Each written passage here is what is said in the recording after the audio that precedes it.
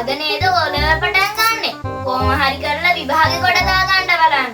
අනේ කියව කිවින් නැතු මේ සපත් දෙක කියලා දානවකෝ. වෙලා ගිහින් තියෙන්නේ හොඳටම. මට මේ කවියක් තියෙනවා පාඩම් කරගන්න ඒක මතක හිටින්නෙත් නෑ. මොකද්ද? සිංහ බාහු නාට්‍ය කවියක්. ඒක අනිවාර්යෙන් එනවලු. මං ඒක ලියා ගන්නවා. ගල්ලෙන බින්දලා මෙන්න මේසගේ හිර. ඊයෝ ගොඩ හොදලවත් නෑ. ගල්ලෙන බින්දලා ලෙන්දොර හැරලා සිංහබා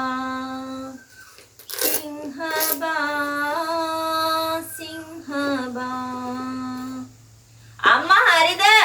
වෙලා යනවනේ. ඉන්න 8 වෙනකොට ඉන්නත් ඕනේ. හරි හරි.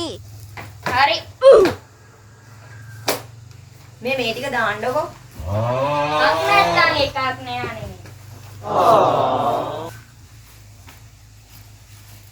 ඔක්කොම දාගත්තද? ඔව් මං ඒ ඔක්කොම ගත්තා. අම්මා මේ අක්කා ඔලවැල්ලකට යති මා රචිනයක්වත් දාන්නද? එපා. හරි. අම්මේ මං ගිහින් එන්නම්. බුදු සරණයි පුතේ. ආමේ වතුරේක බොන්නකෝ. බය නැතු හොඳට විභාගෙට යන්න පුතේ.